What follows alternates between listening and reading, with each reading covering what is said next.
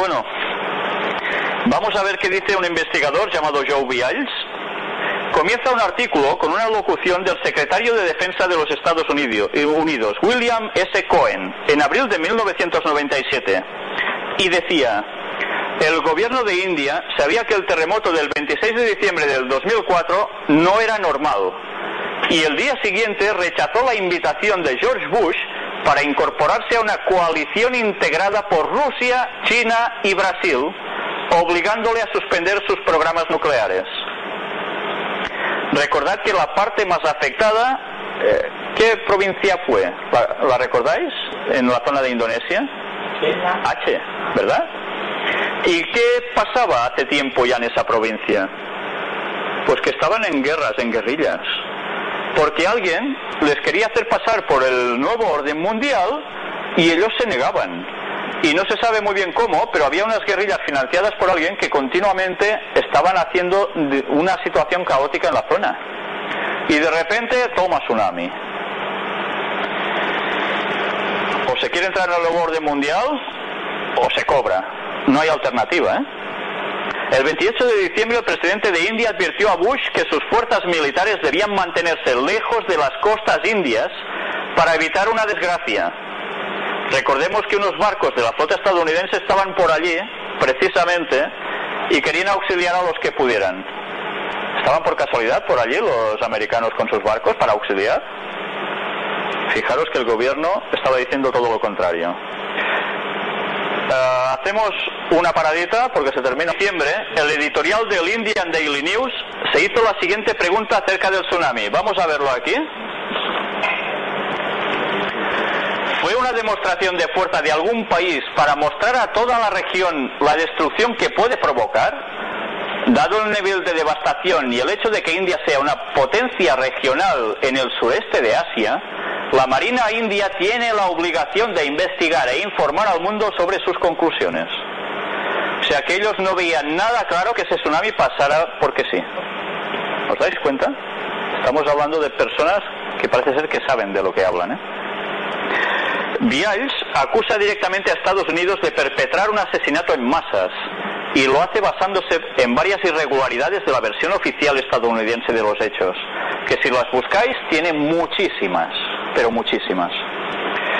También hubo un documental de la BBC emitido hace unas pocas semanas donde se dijo cómo las pruebas nucleares podían llegar a provocar los tsunamis. Y son documentales, hechos por gente seria. Y ahora vamos a ver otra vez otro escrito de Helen White.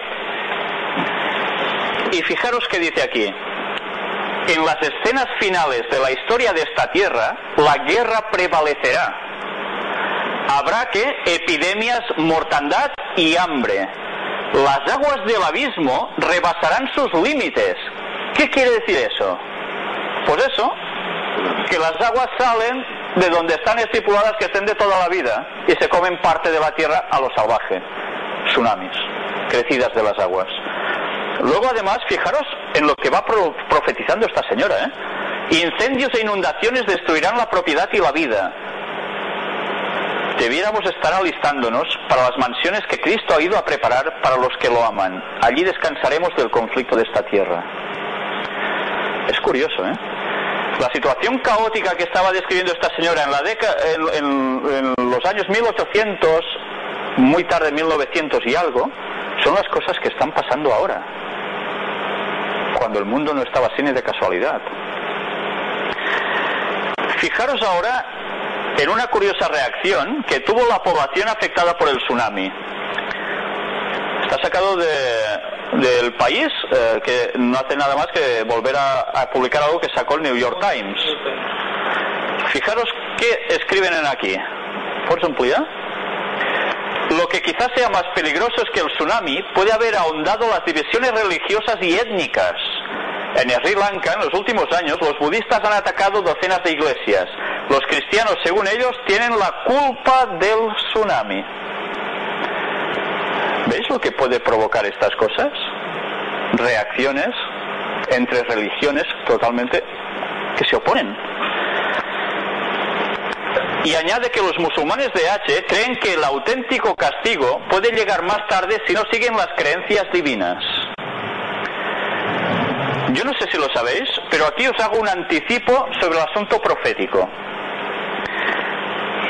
Va a haber un momento, ¿recordáis que estuvimos hablando de las declaraciones del Papa y el domingo? Que parecían, bueno, ¿y esto qué tiene que ver? Cuando hablemos de las profecías, vamos a tratar este tema porque tiene mucha más miga de lo que parece. Es mucho más trascendental de lo que parece a simple vista.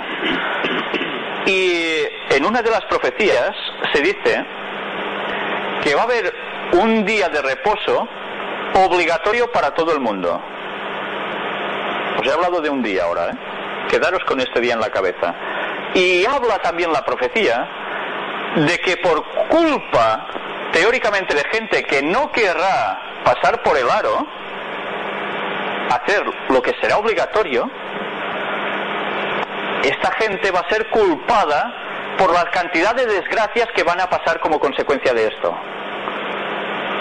Y entonces, ¿recordáis lo que dijimos en la última conferencia, en ese apartado de la carta, donde una minoría le tocaría precisamente recibir por no querer pasar por el aro?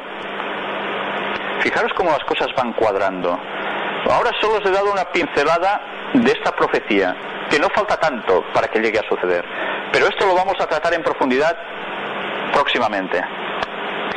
Vamos a seguir viendo otra carta.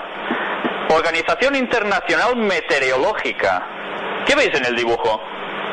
¿Un avión que se lleva qué? Se lleva una nube para allá. Luego este señor, vestido en plan doctor científico, está señalando a un ciclón, tú para allá. ¿Cómo puede ser esto? ¿Alguien maneja la lluvia? ¿Maneja los ciclones? ¿Es esto posible? ¿O es ciencia ficción pura? Porque no sé si os habéis fijado, pero en Hollywood últimamente nos están sacando películas de gente que son malignos, grandes supervillanos, que provocan cosas así. Y claro, para nosotros es ciencia ficción, ¿verdad? Vemos una película, esto es película. Hay una película de 007 que no es nueva, que se llama El Mañana Nunca Muere, Mañana Nunca Muere, ¿no? Y es justamente, bueno, siempre está el bueno y el malo, ¿no? El malo controla el clima para tener la primicia de la noticia. Sí. Y entonces, o sea, el Mañana era el nombre del periódico que él era dueño, ¿no? El dueño de los medios. Pues hay varias peliculitas más así. Te digo el 007 porque reconozco. Sí, sí, ¿no? Y hay más aún.